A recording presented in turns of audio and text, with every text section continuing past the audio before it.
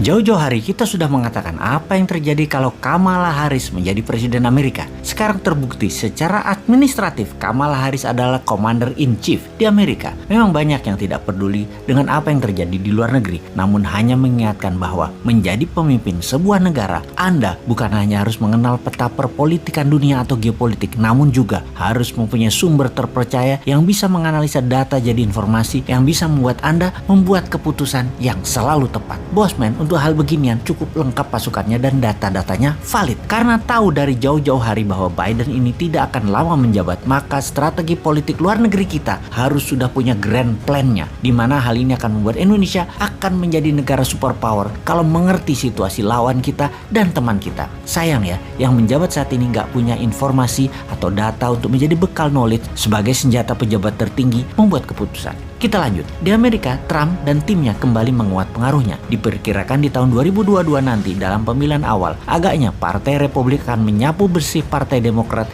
di Senat dan di Kongres. Trump saat ini adalah pengendali Partai Republik di Amerika. Kemungkinan besar kebijakan Amerika di tahun 2022 adalah mulai serang Tiongkok secara lebih frontal. Hot war akan mungkin terjadi, walau dunia lebih senang dengan Cold War, perang spionase, perang intelijen, perang dagang, perang cuaca, namun agaknya hot war bisa terjadi dan ground floor-nya atau battlefield-nya adalah Taiwan. Kita semua mengetahui setelah Tiongkok meluncurkan virus kemudian muncul vaksin dan kemudian PCR. Di Indonesia doang sih PCR, kalau di negara lain PCR itu buat yang sakit. Di sini di Indonesia PCR tuh buat semuanya, yang sakit terutama yang sehat. Semua itu lebih kita kenal dengan istilah pandemi. Ini semua adalah masalah demand dan supply. Dalam bisnis, kemampuan create demand adalah kunci sukses. Untuk pandemi kali ini kita tidak usah jelaskan mana yang supply, mana yang demand. Anda pasti sudah pinter. Kemudian masalah climate change. Ini hanya akal-akalan istilah. Lebih tepat kata-katanya bukan climate change, tapi climate warfare atau perang cuaca. Perang cuaca juga merupakan rencana bisnis, yaitu create demand dan menyediakan supply. Kita semua tahu cuaca ekstrim tercipta akan mengakibatkan kekurangan pangan di seluruh dunia.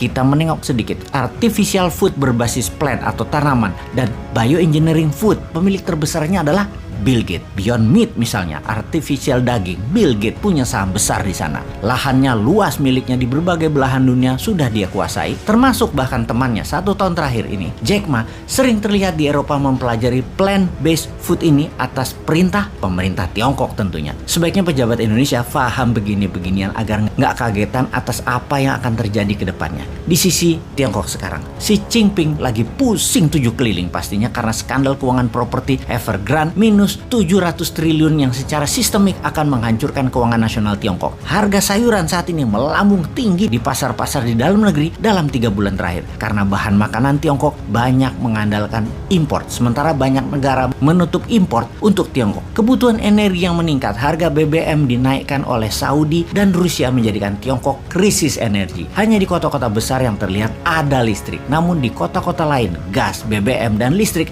bermasalah besar di Tiongkok. Aktifnya mesin-mesin produksi ternyata membuat cuaca ekstrim terjadi di Tiongkok yang menyebabkan polusi berat hampir di semua wilayah pantai timur Tiongkok. Efek gejala memburuknya keadaan dalam negeri tersebut terjadilah panik buying di masyarakat saat ini. Rencana Xi Jinping untuk tidak kehilangan muka di dalam negeri, yaitu Tiongkok berjanji akan melakukan aneksasi atau penggabungan Taiwan, agaknya akan menjadi isapan jempol. Tiongkok tidak akan punya kekuatan logistik diperkirakan untuk menyerang Taiwan. Makanya kalau Newman jadi Commander in Chief di Indonesia, maka seluruh produk yang menuju Tiongkok alias barang ekspor ke Tiongkok seperti batu bara, nikel, dan bahan baku lainnya ditahan, jangan dikirim. Maka Tiongkok pasti panik, akan bertekuk lutut itu Tiongkok di depan Newman. Lalu seperti Putin dengan Trump, dijadikan Trump Presiden Amerika di 2024 dan Indonesia harus bermain. Jadikan Trump di tahun 2024 Presiden Amerika, namun pastikan hutang IMF Indonesia dinolkan, lunas. Tirulah cara Putin tersebut. Lalu apa yang kita lakukan? Cyber army para buzzer akan dipakai untuk memainkan ke negara adik kuasa tersebut,